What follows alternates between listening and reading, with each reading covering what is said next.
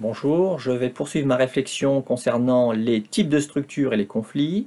Je vous rappelle que dans les deux précédentes vidéos, j'avais présenté d'une part les parties de base de l'organisation selon Mintzberg, puis les mécanismes de coordination, et la dernière fois, je vous avais présenté les différentes configurations structurelles.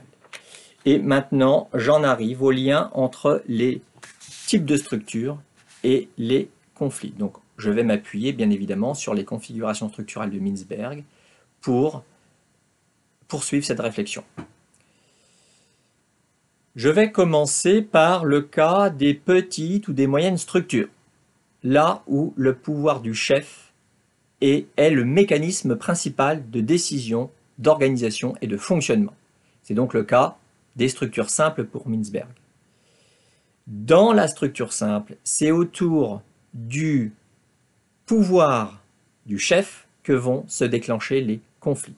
Je vous rappelle que dans la structure simple, le dirigeant occupe une place centrale et donc tous les conflits vont se cristalliser autour de la figure du dirigeant. Par exemple, on peut voir surgir une remise en cause du pouvoir du dirigeant, on peut voir se développer des rivalités entre cadres pour être au plus près du dirigeant, pour obtenir ses faveurs, ou encore on peut connaître dans ce type de structure des guerres de succession larvées ou ouvertes. Donc en général, retenez bien que dans ce type de structure, tous les conflits tendent à se cristalliser autour de la figure du chef, autour de la figure du dirigeant. Dans les structures où la qualification des salariés est le critère essentiel de contrôle sur le travail. C'est le cas essentiellement de la bureaucratie professionnelle. Alors là, les conflits vont être d'une autre nature.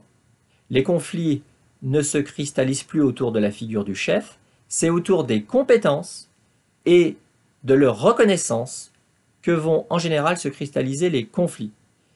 Et en fait, c'est la délimitation du pouvoir de chacun qui se joue dans ces conflits. Il faut bien comprendre que dans ce genre de structure, la notion de pouvoir central n'a par essence pas grande signification, alors qu'elle a une forte signification dans le cas de la structure simple. Donc retenez l'idée que dans la bureaucratie professionnelle, les conflits se cristallisent autour de la question des compétences et de la reconnaissance de ces compétences. Dans les structures où les responsabilités sont volontairement partagées, où la coordination doit se faire par rencontre, par discussion, voire par négociation, les communications informelles sont essentielles. Alors là, c'est le cas typique de l'adhocratie pour Mintzberg. Et bien là, les conflits risquent d'une part de naître des aspects non professionnels qui sont sous-jacents aux relations professionnelles, mais les conflits peuvent également surgir à propos de la question des compétences et de la reconnaissance de ces compétences. Il y a là un point commun avec le type de conflit que l'on peut voir surgir dans la bureaucratie professionnelle.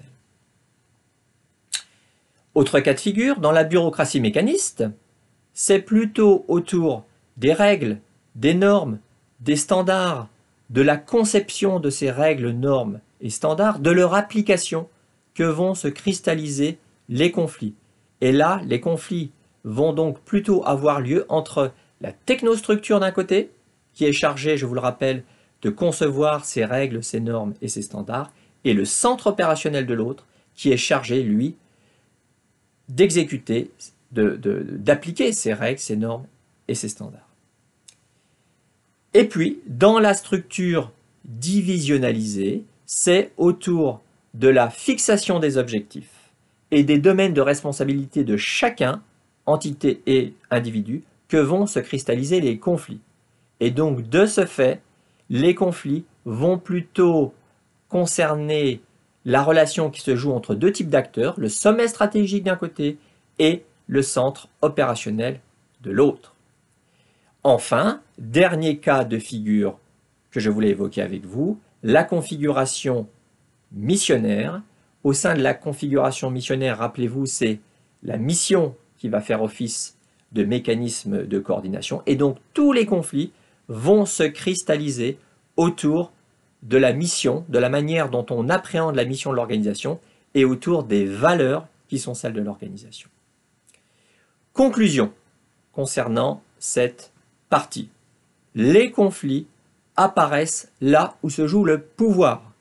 Et ça, c'est aussi l'un des grands principes de l'analyse stratégique des organisations. Il faut donc retenir l'idée que la structure détermine en partie la nature des conflits dans les relations de travail. C'est ça l'idée clé. La structure détermine en partie la nature des conflits dans les relations de travail. En fait, ce ne sont pas les mêmes occasions de conflits qui apparaissent dans deux structures différentes parce que les enjeux, notamment les enjeux de pouvoir, ne sont pas les mêmes. Donc, chez Mintzberg, il y a un lien évident entre la problématique du pouvoir et la problématique des conflits, puisque les conflits se jouent là où se joue le pouvoir. J'en ai terminé sur cette réflexion concernant les liens entre les types de structures et les conflits. La prochaine fois, je vous parlerai de l'organisation du travail. Au revoir.